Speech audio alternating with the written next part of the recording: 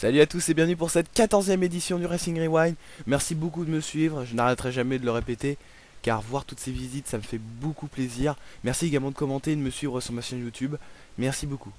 Donc aujourd'hui petite nouveauté, vous ne l'avez peut-être pas encore vu mais désormais dès que je ferai une review d'un pay-per-view, je mettrai dans la description, donc juste en dessous de la vidéo, des notes pour chaque match visionné.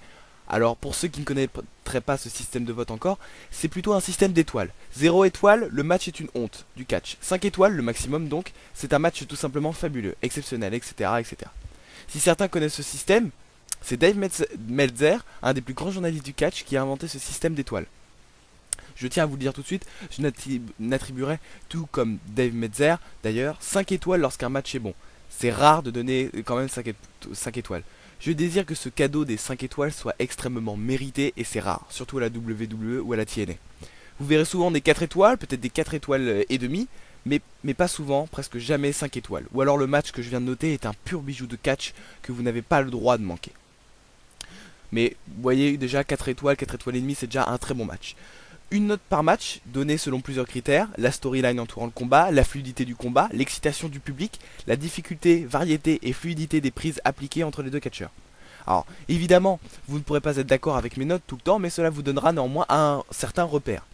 Alors, vous allez sûrement me le demander, je l'ai déjà écrit dans la description, mais je le répète, lorsque vous avez par exemple deux petites étoiles et suivi d'un 1 quart, 1 sur 4, 1/4, cela veut dire que le match a obtenu une note de 2,25 sur 5, puisque 1 divisé par 4 égale 0,25. Et plus que des étoiles, on pourrait faire un système de notes sur 5, mais les étoiles c'est plus marrant à afficher. Hein. Donc 1 sur 4 correspond à 0,25, donc 1 sur 2 correspond à 0,5, et 3 sur 4 correspond à 0,75. Donc si vous avez bien compris, par exemple, si vous avez 3 étoiles et juste à côté un 3 sur 4, le match a obtenu une note de 3,75 sur 5. Voilà, je tenterai d'être le plus professionnel possible, le plus neutre possible aussi, pour que mes notes reflètent parfaitement la qualité du match que nous avons eu devant nous. Et on inaugure justement ce système de notes, notes d'ailleurs que je vous invite grandement à poster en commentaire, les vôtres donc pour comparer et débattre bien évidemment. On débute donc avec Destination X 2011, qui se déroulait hier soir. Ce pay-per-view était très attendu par moi et par un ami qui m'a accompagné pendant toute la durée du show, Killer Dashing 1239, petite dédicace donc, il m'avait demandé une petite dédicace, ça y est c'est fait.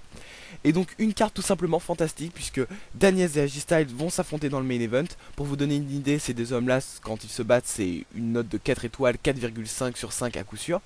Un Ultimate X match pour déterminer l'aspirant numéro 1 au titre X Division entre Alex Shelley, Robbie E, Amazing Red et Shannon Moore.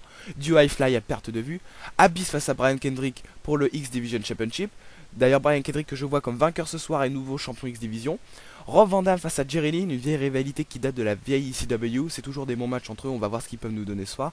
Bref, une très grande carte qui contiendra sans aucun doute un grand match à retenir de l'année. Et bien c'est parti, le premier match à passer sous mon analyse sera Kazarian face à Samoan Submission Machine, Samoa Joe. Donc pas besoin de vous rappeler que Joe est un grand catcheur, il a eu des très grands matchs, il a même reçu un 5 étoiles dans un Ironman match. Non, je sais plus si c'est un Ironman match. Un match en tout cas de 60 minutes face à CM Punk.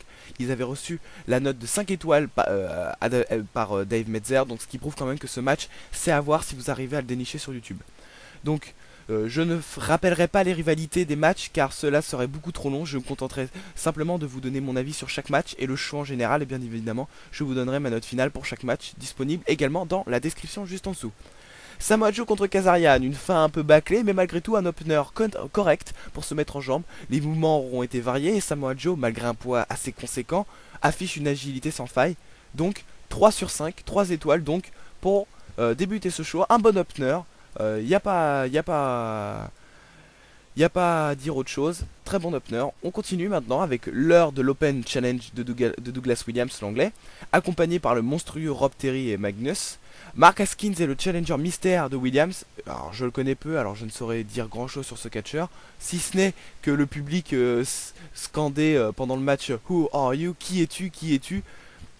C'est dire que on le connaît très peu Haskins, il avait fait un peu à la Ring of Honor, il avait été non, je crois qu'il avait pas été à la Ring of Honor, excusez-moi. Donc un match moyen, plutôt bof d'ailleurs, pas besoin de mouvements, pas beaucoup de mouvements high fly de la part de Haskins, c'est dommage d'ailleurs.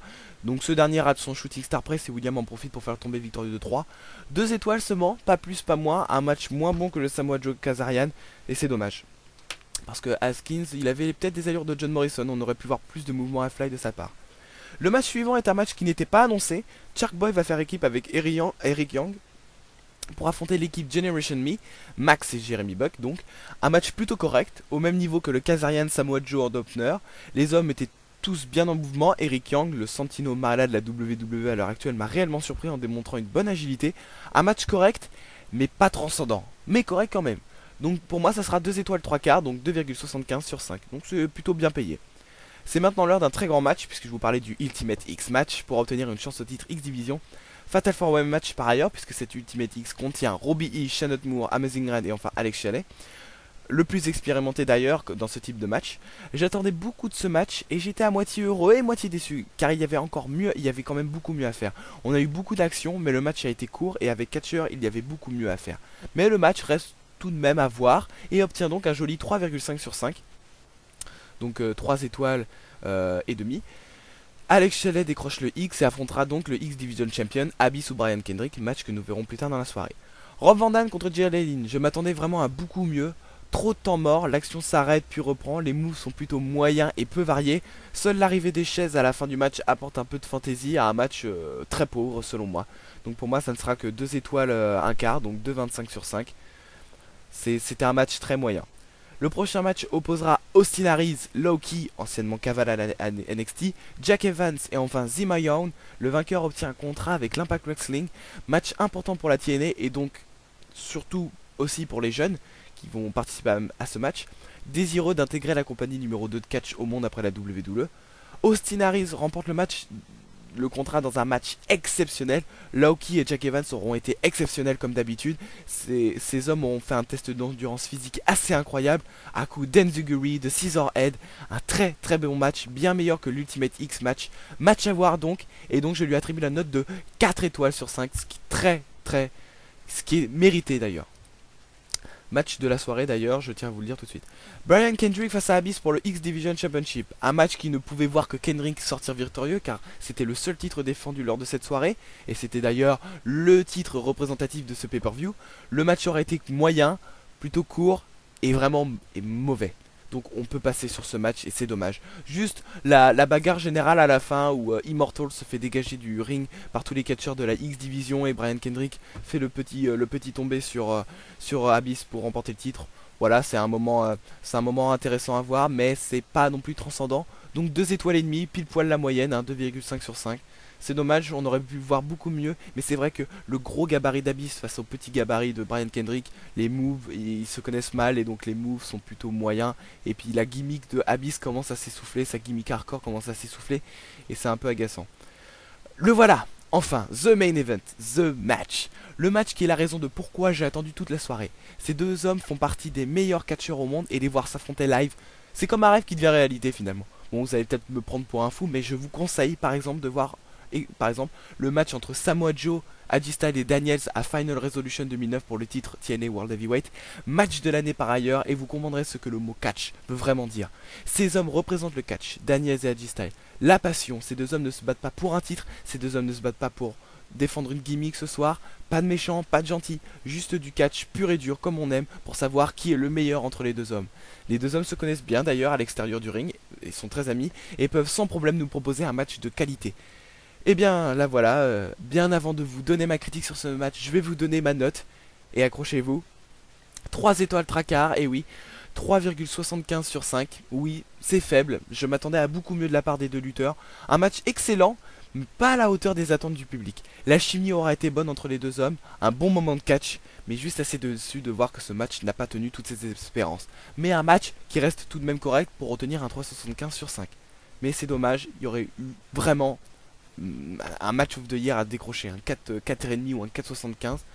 Donc mon avis final du show, un show correct, sans plus, à garder l'Ultimate X match et le Fatal 4-Way match pour le contrat X Division, mais aussi AJ Styles contre Daniels, excusez-moi, le Fatal 4-Way match pour le contrat avec la TNA, mais aussi AJ Styles contre Daniels qui aurait été un match bon, mais aurait pu être mieux. On va dire que AJ Styles contre Daniels représente un peu l'image du pay-per-view. Le pay-per-view aurait pu être largement de meilleure facture et c'est dommage. C'est le gros point d'or du pay-per-view. La phrase finale, ils auraient pu mieux faire. Voilà, c'est tout pour moi. C'était la review de TNA Destination X, une review un peu rapide, j'ai pas eu le temps de vous rappeler les rivalités, mais il y en avait pas vraiment beaucoup lors de ce pay-per-view.